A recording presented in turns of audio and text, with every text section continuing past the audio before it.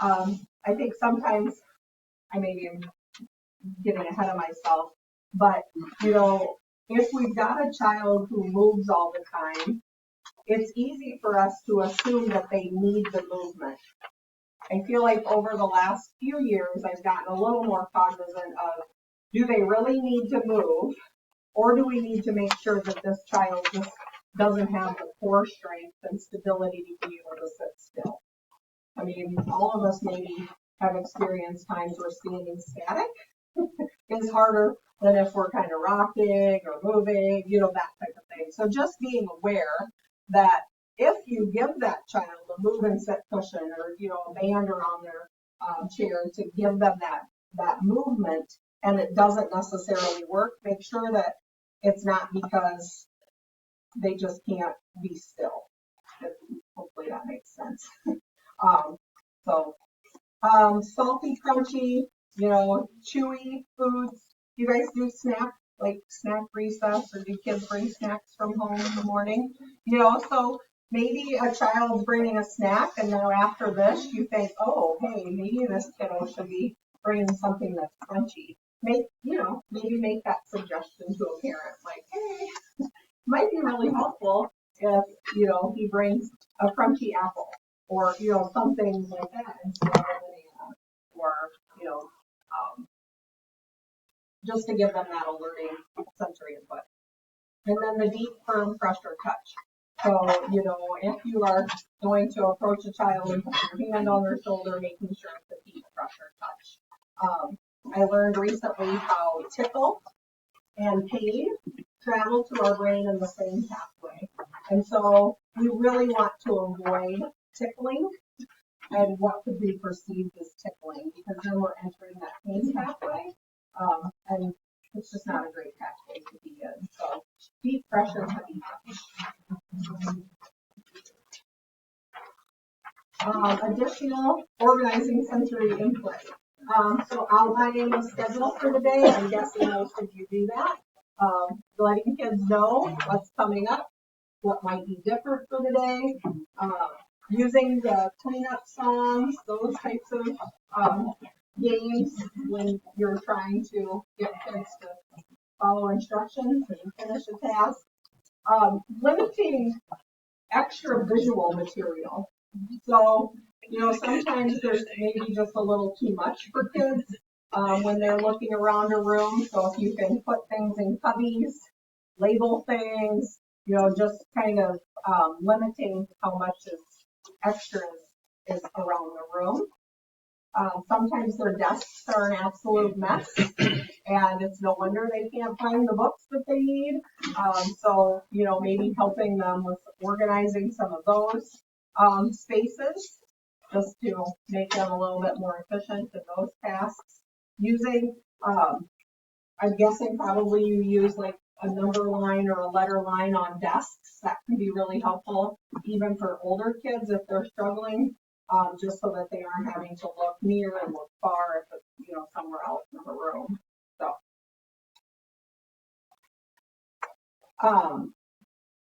next, using like a quiet corner or a hideout area in your room for kids who might need to kind of get away from if they're seeming to be too overstimulated, just having a place for that.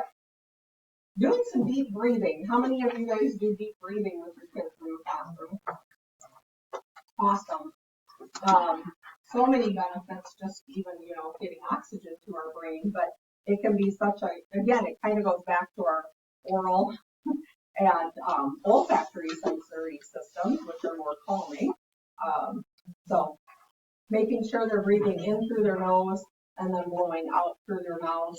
If your kids are older and you can get them to put the tongue on the roof of their mouth, it stimulates the vagus nerve, which can be also very calming. So just putting their tongue right behind their teeth adds an extra little element of benefit for the breathing. Marching, so, you know, joint and muscle activity. So now you're engaging those receptors in the knees and ankles. So that can be a good activity. Chair push-ups. So having your students, if they need to take a little break, but you don't want them to all get up and move around the room. It just needs to be a quick little break. You can have them do that, which is another way to get some of that joint and muscle activity. Hand fidgets can be appropriate. I feel like during the era of fidget spinners, those kind of annoying, right? But certainly there can be some benefit to those. I like to teach kids, we call them finger munchies. And so, they have their little muncher and they just munch down their fingers and then pull off. And they do each finger 2 or 3 times. I have kids who just do this independently. I had a student who was super nervous for her Christmas program in December, and I taught her these, and she came in the next week and she's like, I made it. I did my finger munchies, and it's not anything that is annoying to anybody else. There's no sound involved. So it can be just a nice little fidget that we always have with us, right? And then taking movement breaks. So movement breaks that especially include midline crossing are especially helpful. So, all right. So I included this slide just because I think, we have a lot of kids who do a lot of extra things with their mouths, maybe chewing on clothing. They might be chewing on pencils, drooling, those types of things, or maybe they're lip lickers and they've got chapped lips all year round. I think that what I really want you to be aware of is that they're telling us something with that. So again, if you think about how important the mouth is in calming, and now we've got a child who's excessively seeking out their mouth and doing things, they may need some additional help in getting some of those calming endorphins to their brain. The other reason why we do different oral sensory speaking is it helps engage our central nervous system. So those kids who, when they're cutting or gluing or doing a fine motor activity that are using their mouth to try and help them concentrate, it could be because that's a hard task. And my mouth now is the way I'm going to help my brain be able to do that. So I'm never a huge fan of trying to tell a child not to do something with their mouth because, again, you're communicating. But let's give them something appropriate to do with their mouth so that, we don't have the chapped lips, we aren't destroying clothing or ingesting lead or, crayons, whatever it might be. So, yeah. All right, so appropriate oral activities that might be a better option. Allowing them to maybe have access to a water bottle at certain times. I love the Camelback water bottles for kids because they have the bigger mouthpiece that they need to bite and suck on. The other thing to keep in mind is, different types of straws. So even like having kids use coffee straws because they're small. And so we talked about joint and muscle activity being organizing. So even getting our kids to have to suck a little bit harder. So using a smaller straw can be helpful. Using, cotton ball math or like where they're having to blow cotton balls through straws, just different times throughout the day can, be an option. So. Tactile activities. So, we talked about some of these already. If looking at hand fidgets, like I said, I feel like they should be quiet and not distracting to others. They should just be maybe a toy.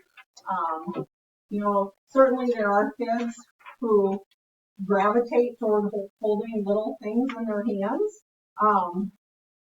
One theory behind that is in the middle of our palm is our Babkin spot. This is a reflex technique, but it can release endorphins to our brain. So sometimes we see kids who are holding things all the time, and even just teaching them to kind of massage that middle part of their hand can be helpful. Some of us maybe do that. Like if you've had to give a presentation, have you ever noticed like you maybe do this with your hands? You didn't even know you were stimulating your vacuum process. It can be a calming technique. So there definitely can be some calming aspects of tactile activities. Thinking about what type of clothing kids have, you know, I'm sure you've all had students who refuse to wear certain types of clothing, or they are always in pajama pants, or, like tight compression clothing. So just, being aware that could, is probably not just a behavior thing, but maybe more of a sensory preference. So, proprioceptive activities. So again, these are those heavy work activities, very organizing for the brain. So incorporating heavy work into your schedule of the day. Stretchy bands are just like bands around the bottom of the chair, like TheraBand that you can put on there so that kids who maybe are moving can push that with their feet. I've had one classroom that I worked with used long lycra fabric tunnel, and they use that for transitions, just crawl through it, gives them deep pressure, kind of fun, improves transitions, that type of thing. They didn't use it all the time, but some of the time, setting up little obstacle courses, just to get a little extra movement, and then just making sure that those kids who need movement are at recess and getting that way. Balance activities. So, we already talked about jumping and rocking. Spinning can be really, really important for kids who are sensory seekers. Do you have any, like, merry-go-rounds or anything out yet on your playground? No? Okay. I know a lot of schools have gotten rid of those. Some studies have shown that enough spinning can actually be like a dose of Ritalin. And so it can be a really powerful tool. So, if you see kids spinning, that's probably because they need to. So let them spin.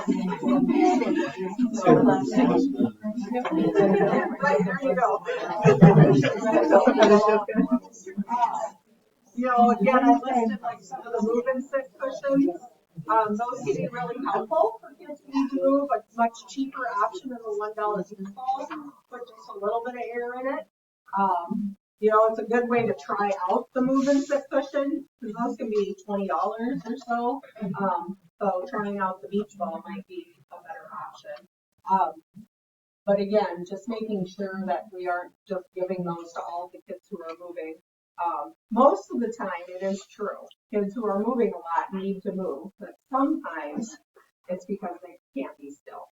So, visual activities. We talked about some of these. Removing some of the visual information from paper. So, like if you notice a kid who math worksheets are what always come to my mind. If you've got a lot of those, maybe covering up some of the math problems just because it might be overstimulating to them, using like a line to remove some of that. So thinking about changing, varying the lighting in your room. If there's not enough natural light that can come in, turning the lights off occasionally, so we aren't getting the fluorescent lighting all day, can be helpful.